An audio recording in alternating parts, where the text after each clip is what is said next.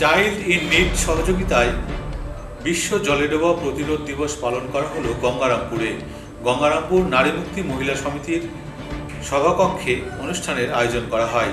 নারী মুক্তি মহিলা সমিতি ও চাইল্ড ইন নিডের সহযোগিতায় বিশ্বে জলেডোবা প্রতিরোধ দিবস পালন করা হয়। সেই সঙ্গে সচেতনতামূলক বার্তাও দেওয়া হয়। বৃহস্পতিবার অনুষ্ঠানের আয়োজন করা হয় দক্ষিণ দিনাজপুর জেলার গঙ্গারামপুর নারী মুক্তি মহিলা সমিতির সভাকক্ষে। এদিনের কর্মসূচিতে গঙ্গারামপুর ব্লকের আশাকর্মীরা উপস্থিত ছিলেন। কিভাবে সাঁতার শেখাতে হবে, তার কৌশল কি, কেউ জলে পড়লে কিভাবেই বা তাকে উদ্ধার করা হবে, সেসব বিষয় নিয়ে আলোচনা হয়েছে। শিশুদের জলের কাছে যেতে বাধা দেওয়া, নৌকা জাহাজের ব্যবহারের বিষয় নিয়েও আলোচনা হয় সভায়।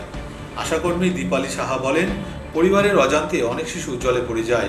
প্রতিটি পরিবারকে সতর্ক থাকতে হবে।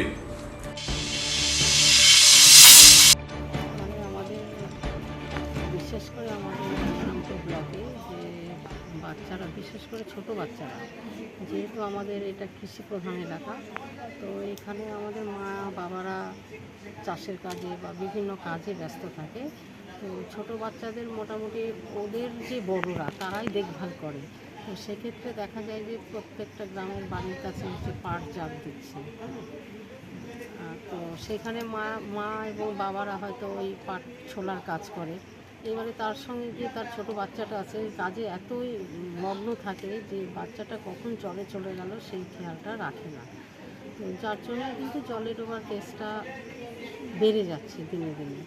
তো সেই ক্ষেত্রে আমাদের অ্যাওয়ারনেস করতে হবে যাতে বাচ্চাগুলোকে সঠিকভাবে কেয়ার নেওয়া যায়, সচেতন করতে হবে যে ওরা যাতে বাচ্চাগুলোকে কেয়ার নিতে পারে বা বাড়িতে যারা বড়রা আছে তাদের কাছে রেখে সেফ জায়গাতে রেখেই যেন তারা কাজে যায়।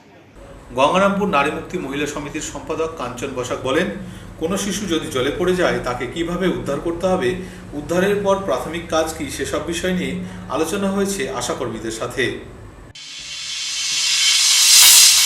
আজকে একটা বিশেষ দিন, 25শে জুলাই।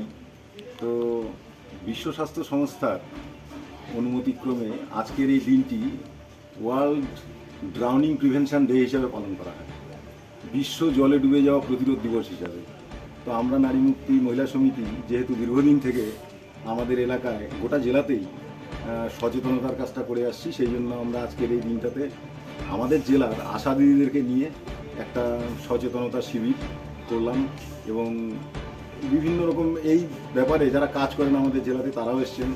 কীভাবে সচেতনতা বৃদ্ধি করা যায় বা কোনো বাচ্চা জলে ডুবে গেলে তাকে প্রাথমিক কী করা উচিত, এই সব বিষয় নিয়ে আলোচনা করলাম।